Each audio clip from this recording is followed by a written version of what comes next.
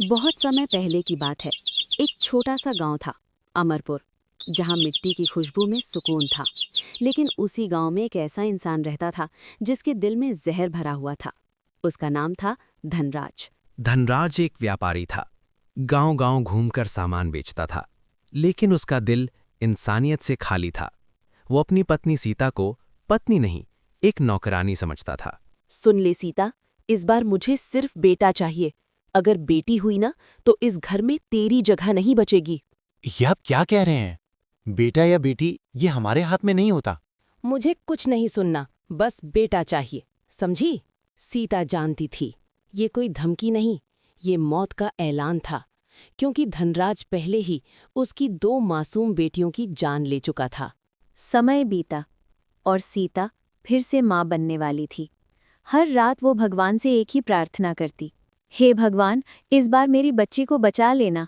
एक दिन धनराज शहर चला जाता है, शिवनगर, और उसी दौरान सीता एक बच्ची को जन्म देती है।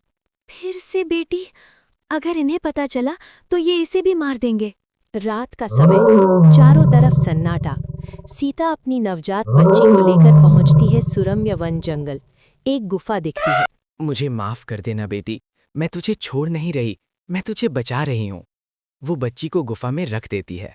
अब हर दिन सीता लकड़ी लाने के बहाने जंगल जाती और अपनी बच्ची को दूध पिलाती। एक दिन बच्ची भूख से रो रही होती है, तभी वहां आती हैं 2 बकरियां, गौरी और काजल। ये रोने की आवाज। दोनों गुफा में जाती हैं और बच्ची को देख हैरान रह जाती हैं। बेचारी भूखी है। वो उसे दूध पिलाती है और बच्ची मुस्कुरा देती है। उस दिन से वो बकरियां उस बच्ची की माँ बन गईं। समय बीतता है और वही बच्ची एक खूबसूरत और मासूम लड़की बन जाती है। जंगल के जानवर उसके दोस्त बन जाते हैं। एक दिन रतनगढ़ राज्य का राजकुमार वीर उस जंगल से गुजरता है और पहली ही नज़र में उस लड़की से प्यार कर बैठता है। लड़की उसे देखकर डर जाती है और भाग जाती है, लेकिन राजकुमार उसे भूल नहीं पाता। राजा को सब पता चलता है और वो सैनिकों को भेज देता है। लड़की को महल लाया जाता है। बेटी, क्या तुम मेरे बेटे से विवाह करोगी? महारानी जी, मुझे मंजूर है। दोनों की शादी हो जाती है। कुछ दिनों बाद लड़की को अपनी बकरी माँओं की याद आती है। राजकुमार उसे जंगल ले जाता है। बकरियां उसे देखकर रो पड़ती हैं। बेटी, तू कहाँ चली गई थी? उसी समय महल में काम कर रही सीता को सच्चाई पता चलती है। वो दौड़ कर आती है और अपनी बेटी को पहचान लेती है।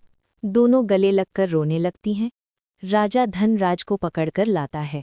तू वही निर्दयी है जिसने अपनी बेटियों को मार डाला।